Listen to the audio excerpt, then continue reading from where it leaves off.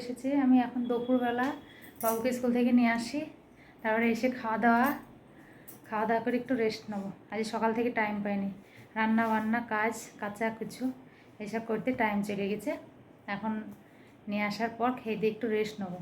আর পাচ্ছি না, মাজা ব্যথা করছে আমার আজকে, এত মাজা ব্যথা করছে পাচ্ছি না। তারপরে বাবুকে নিয়ে আসার সময় এই যে রথ দেখে বাড়ি এসেছিলাম। আবার না হলে বাড়ি গিয়ে আবার কি রথ দেখতে আসবার, আগের দিন রথ দেখতে গিয়েছিলাম কিন্তু রথ টানা হয়েছিল না, ওই জন্যে আজকে ওকে নিয়ে গিয়ে একবারে রথটা টেনে পাঁপড় জিলাপি গজা এসব কিনে নিয়ে বাড়ি এসেছিলাম। এসে যে পাঁপড় ভাজা খাচ্ছি।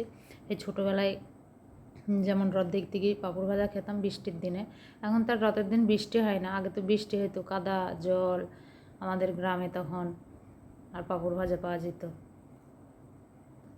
আর আজ যে রান্না হয়েছিল এই যে ঘি কাকড়ি কাঁচকলা ভাজা চাটনি আর সোয়াবিন আলুর তরকারি,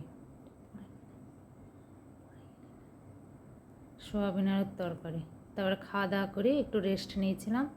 আর সন্ধেবেলা যে গজা নিয়ে এসেছিলাম, সিঙ্গারা নিয়ে এসেছিলাম, বাবু খাচ্ছে গজা যে প্যাকেটে আছে, আর আমি সিঙ্গারা নিয়ে এসেছিলাম, দুটো নিয়ে এসেছিলাম, ওর জন্য একটা আমার জন্য একটা, কিন্তু ও সিঙ্গারা খাবে না, ও খাবে গজা। দিয়ে আমি যে খেলাম সিঙ্গারাটা ভালোও ছিল না, কেমন মানে ওই ইয়েটা ভালো না, কেমন ময়দাটা মোটা মোটা করে করেছে, ভালো লাগছিল না খেতে। তা খেলাম, কী করবো, নিয়ে এসেছি। আর জিলাপি পাঁপড়টা তো তখনই খাওয়া হয়ে গেছিলো। তা ভিডিওটা এইটুকুই, ভালো লাগলে অবশ্যই লাইক কমেন্ট শেয়ার এবং সাবস্ক্রাইব করে দেবে।